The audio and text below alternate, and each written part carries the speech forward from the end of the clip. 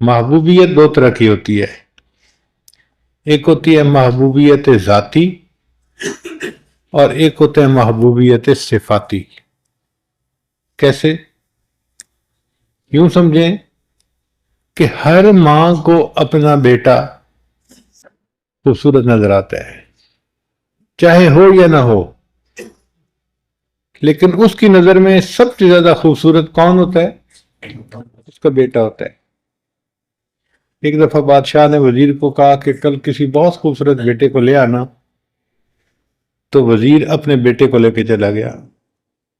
بادشاہ نے کہا بھئی میں نے تجھے کہا تھا بڑے خوبصورت بچے کو لانا اور تم تو ایک عام سے لڑکے کو لے کے آ گئے۔ اس نے کہا بادشاہ سلامت، ذرا میری نظر سے دیکھو تو دنیا میں اس سے زیادہ خوبصورت کوئی نہیں۔ یہ محبوبیت ذاتی ہوتی ہے۔ ہر ماں ہر باپ کو اپنے بچے سے ایسی محبت ہوتی ہے، یہ محبوبیت ذاتی کہلاتی ہے۔ اور ایک ہوتی ہے محبوبیت صفاتی، کہ بعض بچے واقعی بہت خوبصورت ہوتے ہیں، ان کے چہرے پہ بڑی معصومیت ہوتی ہے، کوئی بھی ان کو دیکھتا ہے نا تو وہ بچے ان کو اچھے لگتے ہیں، پرائی عورت بھی دیکھے گی نا تو اس بچے کو پیار کرے گی، کوئی مرد بچے کو دیکھے گا تو اٹھائے گا، سینے سے لگائے گا، پیار کرے گا۔ یہ کیا ہوتا ہے؟ محبوبیت صفاتی، کہ بچہ ذہین ہے، بات اچھے طریقے سے کرتا ہے، جواب دیتا ہے، ادب کرتا ہے، تو اس بچے کو جو بھی دیکھتا ہے اس کے صفات کی وجہ سے اس سے محبت کرتا ہے۔ تو محبوبیت کی کتنی قسمیں ہوئی؟ دو، محبوبیت ذاتی اور محبوبیت صفاتی۔ اب نبی علیہ الصلوۃ والسلام کو اللہ نے محبوبیت ذاتی عطا فرمائی تھی، اس لیے نبی علیہ السلام کا نام احمد تھا۔ آپ کی جو حقیقت احمدی ہے اس کی وجہ سے آپ کو اللہ تعالیٰ کی محبت ذاتی نصیب تھی، مگر محبوب صلی اللہ علیہ وسلم کے دل کی تمنا تھی کہ اللہ جیسے آپ نے مجھے محبوبیت ذاتی عطا فرمائی، محبوبیت صفاتی بھی عطا فرما دیجیے۔ بیٹے کی تمنا ہوتی ہے، ماں باپ محبت مجھ سے کرتے ہیں مگر میں اتنا اچھا بن کے رہوں کہ میرے ماں باپ کو محبوبیت صفاتی بھی ہو جائے میرے ساتھ۔ اب یہ محبوبیت صفاتی ابراہیم علیہ السلام کو حاصل تھی، جس کی وجہ سے اللہ نے ان کو مقام خلت عطا فرمایا تھا، اور قرآن پاک میں ان کی اتنی تعریفیں اللہ نے کی ہیں، اتنی تعریفیں کی ہیں کہ بندہ حیران ہو جاتا ہے۔ اذ جاء ربہ بقلب سلیم، جب وہ آیا اپنے رب کے پاس قلب سلیم لے کر۔ اللہ اکبر، کیا سونے کا دل ہوگا جو ابراہیم علیہ السلام نے بنایا کہ اللہ قرآن میں اس کی تعریفیں کر رہے ہیں۔ شاکر لانعمہ، اللہ کی نعمتوں کا شکر ادا کرنے والے۔ اجتباہ وہداہ الی صراط مستقیم، اللہ نے چن لیا، خاص کر لیا اسے اپنے لیے۔ ارے میرے محبوب، آپ بھی ان کے نقش قدم پہ چلیے۔ ایک جگہ فرمایا وَإِبْرَاهِيمَ الَّذِي وَفَّى، اور وہ ابراہیم جس نے اللہ سے وفاداری نبھا کر دکھا دی۔ کیا وہ وفاداری ہوگی کہ اللہ تعریف کر رہے ہیں؟ اللہ فرماتے ہیں کہ ابراہیم علیہ السلام سے ہم نے بیٹے کی قربانی کا جو کام لیا، ان ھذا لہو البلاء المبین، یہ بہت بڑی آزمائش تھی جو ابراہیم علیہ السلام سے مانگی گئی قربانی بیٹے کی، یہ بہت بڑی قربانی تھی، مگر اللہ فرماتے ہیں سلام علی ابراہیم، ابراہیم تجھ پر سلامتی ہو۔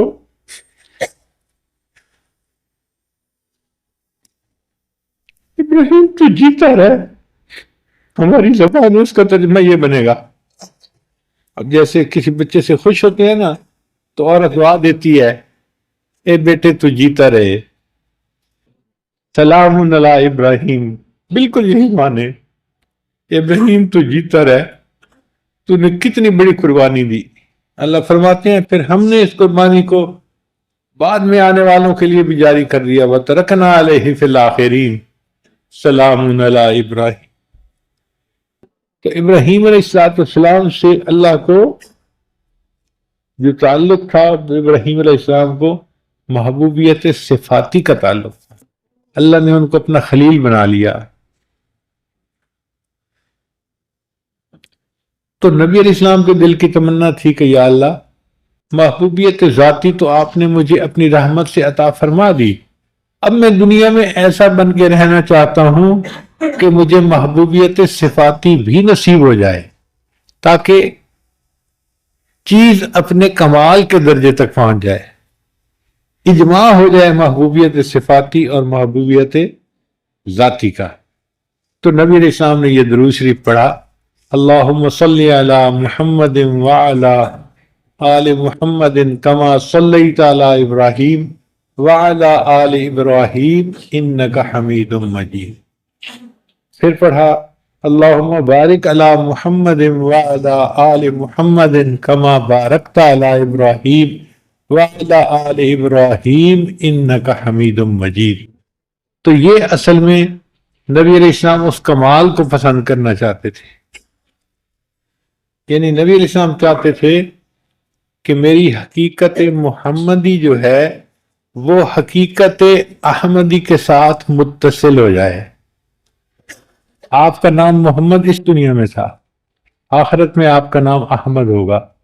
تو نبی علیہ السلام کی حقیقت کے دو پہلو ہیں، ایک ہے حقیقت محمدی اور ایک ہے حقیقت، جو حقیقت محمدی تھی وہ تمنا کرتی تھی کیا میں اللہ کا شکر گزار بندہ کیوں نہ بنوں، اللہ نے تو گناہوں کے معاف ہونے کا وعدہ فرما دیا۔ تو نبی علیہ السلام فرماتے ہیں افلا اکون عبدا شکورا، کیا میں اللہ کا شکر گزار بندہ نہ بنوں۔ وہ جو حقیقت محمدی تھی وہ تڑپتی تھی کہ کاش میں عروج حاصل کروں حتیٰ کہ حقیقت احمدی کے ساتھ وصل ہو جاؤں۔ اس لیے نبی السلام مجاہدہ فرماتے تھے، مشقت اٹھاتے تھے، دین کی خاطر آپ نے بہت قربانیاں دی۔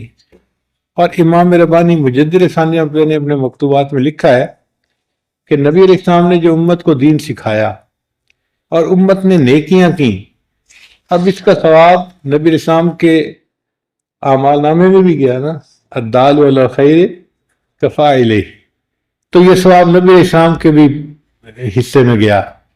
اور یہ اتنا ثواب کہ مجدد صاحب فرماتے ہیں کہ نبی علیہ السلام کے پردہ فرمانے کے 1000 سال کے بعد حقیقت محمدی کو عروج حاصل ہوا اور وہ حقیقت احمدی کے ساتھ متصل ہو گئی۔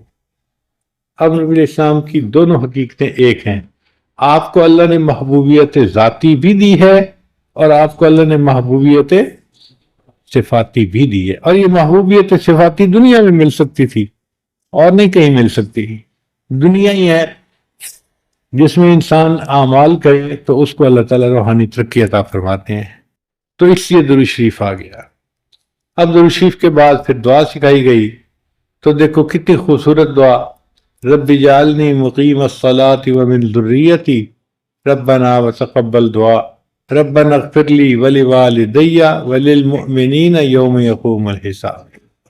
اب آپ سبحانک اللہم سے لے کے یوم یقوم الحساب تک دیکھیں کیا خوبصورت مضمون ہے نماز میں۔ اور اگر انسان کو ان معنی کا اندازہ ہو اور پتہ ہو کہ میں اپنے رب کے سامنے کھڑا ہوں، تو انسان اپنی نماز کو انجوائے کرتا ہے۔ اس لیے نبی علیہ السلام فرماتے تھے قرۃ عینی فی الصلاۃ، میری آنکھوں کی ٹھنڈک نماز میں ہے۔ نبی علیہ السلام اس لیے فرماتے تھے ارحنی یا بلال، بلال اذان دے میری آنکھوں کو ٹھنڈک پہنچا دے۔ نبی اسلام نماز کے وقت کا انتظار کیا کرتے تھے، صبح پڑھتے تھے نماز، ظہر کا انتظار، ظہر پڑھتے تھے عصر کا انتظار، عصر پڑھتے تھے مغرب کا انتظار، مغرب پڑھتے تھے عشاء کا انتظار۔ مومن یا تو نماز پڑھ رہا ہوتا ہے یا نماز کا انتظار کر رہا ہوتا ہے۔ اور واقعی یہ نماز اتنی اعلیٰ عبادت ہے کہ جو نماز سے ملتا ہے وہ کسی اور نماز سے نہیں مل سکتا، کسی اور عمل سے نہیں مل سکتا۔ امام ربانی مجدد ثانی رحمۃ اللہ اپنے مکتوبات میں لکھتے ہیں کہ جو لوگ قوالیاں سنتے ہیں اور مست ہوتے ہیں اور بھنگڑے ڈالتے ہیں، یہ بیچارے وہ لوگ ہیں جن کو نماز کی حقیقت کا پتہ ہی نہیں ہے۔ اگر ان کو نماز کی حقیقت کا پتہ ہوتا تو یہ اس طرح موسیقی کے اوپر مست نہ ہوتے اور بھنگڑے نہ ڈالتے، بلکہ ان کو رکوع اور سجود میں وہ مزہ نصیب ہوتا جو دنیا میں کسی اور طریقے سے مزہ نصیب ہو ہی نہیں سکتا۔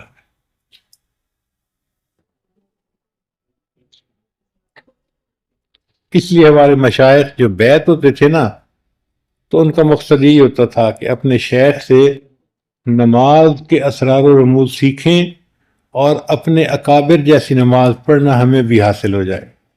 شاہ اسماعیل شہید رحمۃ اللہ علیہ سید احمد شہید رحمۃ اللہ کی خدمت میں حاضر ہوئے تو یہ کہا کہ حضرت مجھے بھی صحابہ جیسی نماز پڑھنا سکھا دیں، مجھے بھی صحابہ جیسی نماز پڑھنا سکھا دیں۔ تو شاہ اسماعیل شہید رحمۃ اللہ علیہ نے رات کو ان کی چارپائی اپنی چارپائی کے قریب لگوا دی۔ تہجد کے وقت پوچھا، اسماعیل اٹھ گئے ہو؟ حضرت اٹھ گیا ہوں، جاؤ وضو کر کے آؤ۔ وہ کہتے ہیں کہ میں گیا اور وضو کر کے آیا۔ پوچھا وضو کر لیا؟ حضرت وضو کر لیا۔ تو فرمایا اچھا اللہ کے لیے 2 رکعت پڑھ لو۔ وہ فرماتے ہیں کہ شاہ سید احمد شہید رحمۃ اللہ نے یہ جو لفظ کہا نا کہ اللہ کے لیے 2 رکعت پڑھ دو، اس نے میرے دل کا تالا ہی کھول دیا۔ میں نماز میں کھڑا ہوا، میرے ہاتھ نہیں تھمتے تھے، وہ تالے کھل گئے تھے۔ اور اس دن میں نے پہلی مرتبہ ایسی نماز پڑھی کہ مجھے گمان ہوا کہ شاید صحابہ ایسی نماز پڑھتے تھے۔ اس نماز کو ہمیں سیکھنا چاہیے اور اس کو ایسے پڑھنا چاہیے کہ اللہ کو پسند آ جائے، ہماری نماز اللہ کو پسند آ جائے۔ اس لیے ساجد نے آپ حضرات کی خدمت میں آج نماز کے بارے میں چند باتیں عرض کر دی۔ علامہ اقبال نے بہت عجیب شعر کہا ہے، عشق اگر تیرا نہ ہو میری نماز کا امام، میرا قیام بھی حجاب میرا سجود بھی حجاب۔ اللہ کا عشق جو ہے وہ ہماری نماز کا امام ہو، پھر نماز نماز ہوگی۔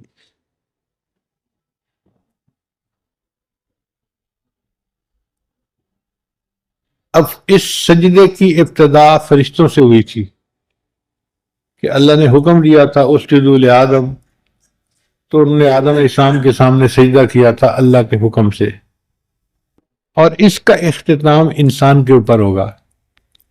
قیامت کا دن ہوگا، اللہ تعالیٰ اپنی ساتھ کی تجلی عطا فرمائیں گے اور اس ساتھ کی تجلی کو دیکھ کر سارے مومنین سجدے میں جا فرمائیں گے، سوائے ان کے جو گنہگار ہوں گے یا غافل ہوں گے۔ مگر فرق یہ ہے کہ وہ جو قیامت کے دن کا سجدہ ہوگا نا، وہ شہود کا سجدہ ہوگا۔ آج تو ہم غیب کے سجدے کرتے ہیں نا، کہ سجدہ تو کر رہے ہوتے ہیں، محبوب سامنے نہیں ہوتا، آنکھوں سے نظر نہیں آ رہا ہوتا، اور انسان کی فطرت ایسی ہے، اس کا دل چاہتا ہے کہ کچھ نظر آتا۔ کبھی اے حقیقت منتظر نظر آ لباس مجاز میں، کہ ہزاروں سجدے تڑپ رہے ہیں میری جبین ریاض میں۔ اللہ کبھی آپ مجھے ظاہر میں نظر آئیں تو دیکھیں ہزاروں سجدے میری جبین میں تڑپ رہے ہیں آپ کے سامنے، میں ان کو ادا کروں۔ اور یہ تمنا قیامت کے دن مومن کی پوری ہوگی، اس کو شہود کا سجدہ نصیب ہوگا۔ کتنے خوش نصیب ہوں گے وہ لوگ جن کو اللہ تعالیٰ یہ نعمت قیامت کے دن عطا فرمائیں گے، اور وہ اللہ کے سامنے اس حال میں سجدہ کریں گے کہ ان کو اللہ کی تجلی نصیب ہو رہی ہوگی۔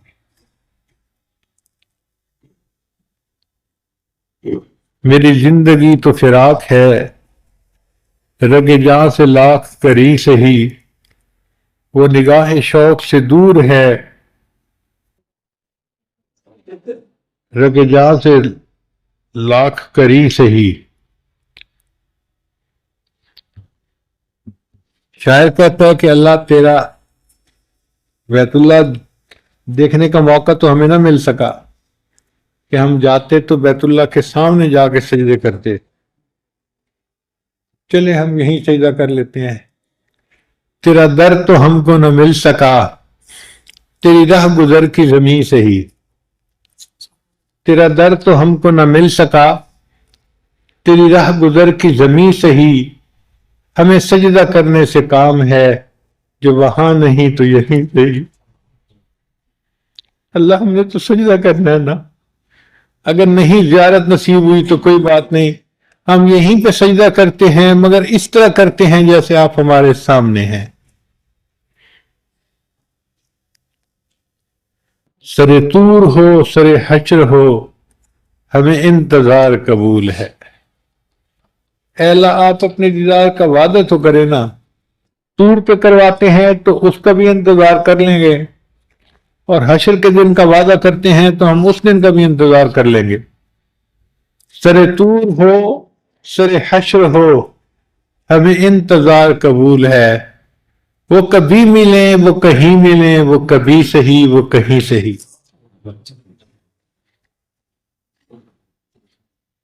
अब जब चाहे और जहां चाहे तजल्ली का वादा फरमाए, अल्लाह हम उसका इंतजार करने के लिए तैयार है।